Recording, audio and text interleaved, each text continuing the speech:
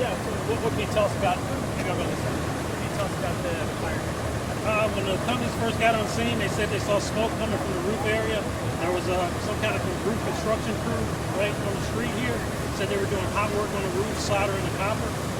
So maybe that's connected, maybe it's not. But they set up the ladders. They sent a crew inside to try to fight the fire from inside, but the smoke banked all the way down to the floor. They had a partial roof collapse inside. Don't know how severe it is, but they didn't feel comfortable having the firefighters remain inside, so they pulled them out and were fighting the fire from the roof. Okay. Talk about what's the challenge there when you're not able to be inside and you have to do it from the roofing materials are multiple layers, so the fire gets in there, and you have to peel back the roofing materials after you actually get to the fire. This is doubly challenging because all the roofing materials are covered in copper. So you got to actually peel back the copper to get to the actual fire. But as you see, they did a great job in doing it.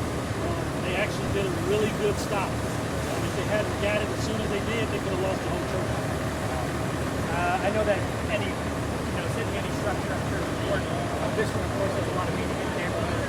Been here for a long time. Can you talk about that? Yes, from what I understand, this is the church that was involved in the filming of the Deer Hunter. And then in the Tremont neighborhood, I know a lot of people have their lives centered around this. So like we sent firefighters into the back of the church or one of the priests to pull out some of their valuable artifacts because we didn't want them smoke down with the water damage, so we stored them in the next door, one of the ancillary buildings next door. So hopefully we can get this under control quick and they can get back to restoring the church like the way it was. So no one inside when they arrived? I don't think so, but I'm not sure. But there were people working in the roof. So I guess with the history behind this, it's really just trying to save the things that matter most for the church. Mm-hmm. Yeah. Hey, Matt, I double clicked, so you're gonna have to ask him. Start over again. Oh, really? Okay. Sorry. My bad. Okay. Yeah, actually, if you could just start from the beginning. What happened when a firefighter came out? They saw a construction crew here. They were supposed to be working on the roof, doing some hot work soldering the copper, and smoke was coming from the steeples.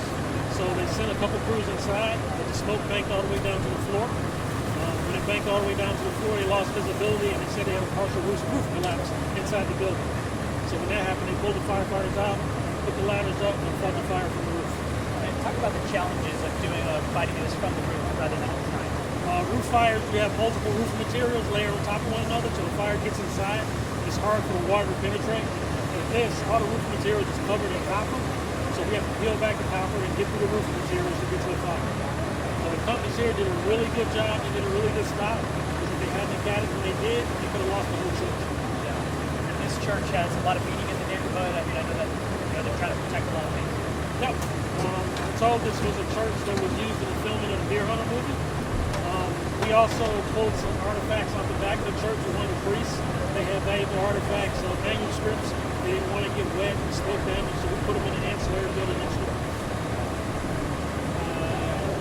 What's next? Is it out at this point? We believe it is mostly out, but we still got some checks to do. As you can see, you'll see smoke wafting up. So in some areas, we're going to have to peel back some more copper.